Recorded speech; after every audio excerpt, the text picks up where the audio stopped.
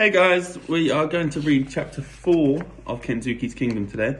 Hopefully you enjoyed Mr. Barson's reading last week. I know I did. And the last bit that you guys had to read was a very intense ending to the chapter. So we're going to see how things change. The start of the chapter starts with this amazing illustration.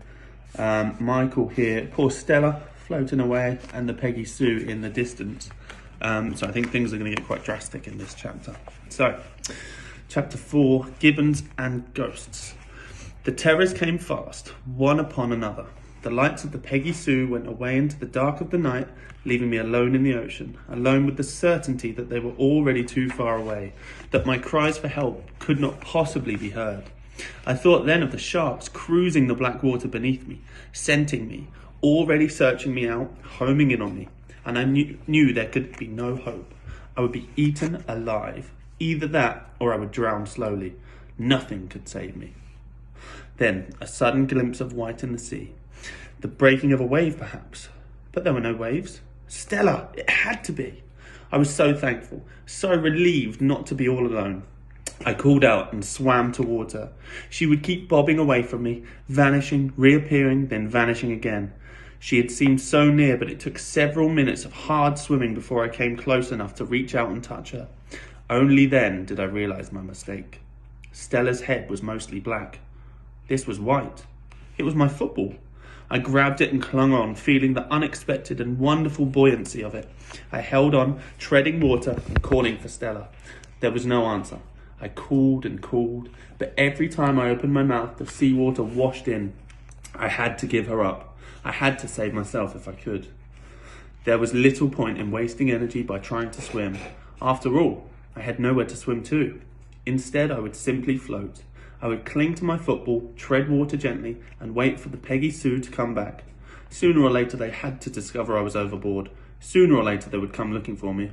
I mustn't kick too much, just enough to keep my chin above water, no more. Too much movement would attract the sharks. Morning must come soon. I had to hang on till then. I had to.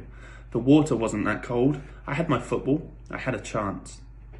I kept telling myself that over and over again, but the world stayed stubbornly black about me, and I could feel the water slowly chilling me to death. I tried singing to stop myself from shivering, to take my mind off the sharks. I sang every song I could remember, but after a while I'd forget the words. Always I came back to the only song I was sure I could finish, 10 Green Bottles. I sang it out loud again and again. It reassured me to hear the sound of my own voice. It made me feel less alone in the sea. And always I looked out for the grey glint of dawn, but it would not come, and it would not come. Eventually, I fell silent, and my legs just would not kick anymore. I clung to my football, my head drifting into sleep. I knew I mustn't, but I couldn't help myself. My hands kept slipping off the ball. I was fast losing the last of my strength. I would go down to the bottom of the sea and lie in my grave amongst the seaweed and the sailors' bones and the shipwrecks. The strange thing was that I didn't really mind. I didn't care, not anymore. I floated away into sleep, into my dreams. And in my dream I saw a boat gliding towards me, silent over the sea. The Peggy Sue! Dear, dear Peggy Sue! They had come back for me. I knew they would. Strong arms grabbed me. I was hauled upwards and out of the water. I lay there on the deck, gasping for air like a landed fish. Someone was bending over me, shaking me, talking to me. I could not understand a word that was being said, but it didn't matter. I felt Stella's hot breath on my face, her tongue licking my ear. She was safe, I was safe, all was well. I was awoke by a howling, the howling of a gale through the masts. I looked about me. There were no masts above me, there were no sails. No movement under me either, no breath of wind. Stella Artois was barking, but some way off. I was not on a boat at all, but stretched out on sand. The howling became a screaming, a fearful crescendo of screeching that died away in its own echoes. I sat up. I was on a beach, a broad white sweep of sand with trees growing thick and lush behind me right down to the beach. Then I saw Stella prancing about in the shallows. I called her and she came bounding up at the sea to greet me, her tail circling wildly. When all the leaping and licking and hugging were done, I struggled to my feet. I was weak all over. I looked all about me. The wide blue sea was as empty as the cloudless sky above. No Peggy Sue, no boat, nothing, no one. I called again and again for my mother and my father. I called until the tears came and I could call no more, until I knew there was no point. I stood there for some time trying to work out how I had got here, how it was that I had survived. I had such confused memories of being picked up, of being on board the Peggy Sue, but I knew now I couldn't have been.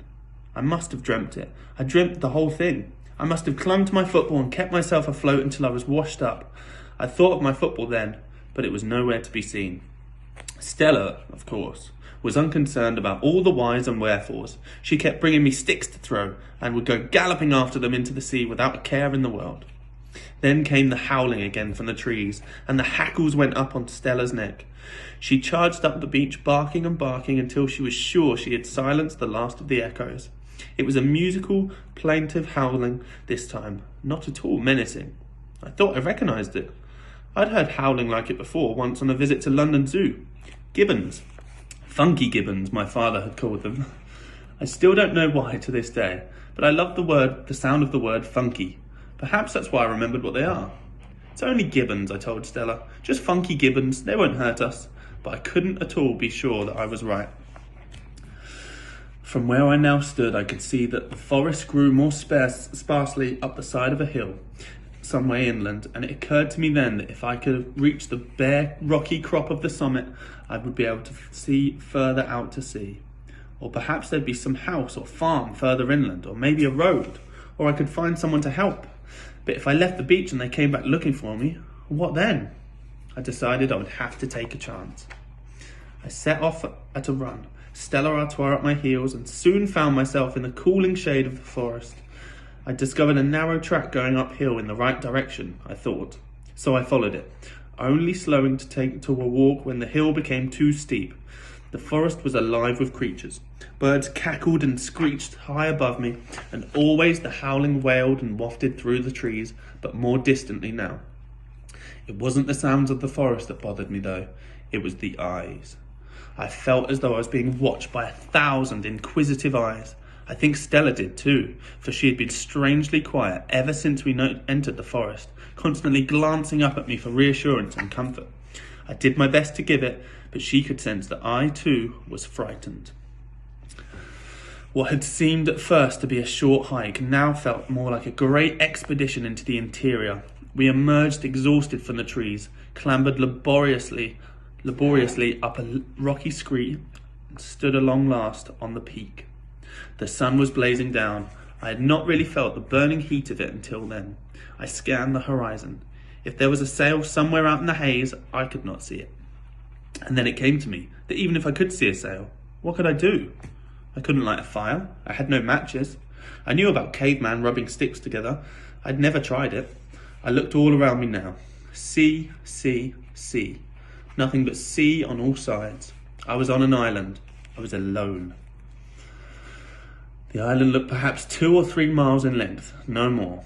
It was shaped a bit like an elongated peanut, but longer at one end than the other.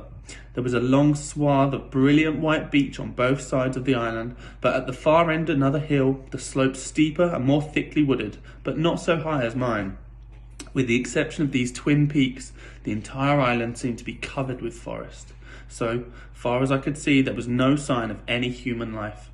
Even then, I stood there, that first morning, filled with apprehension at the terrifying implications of my dreadful situation.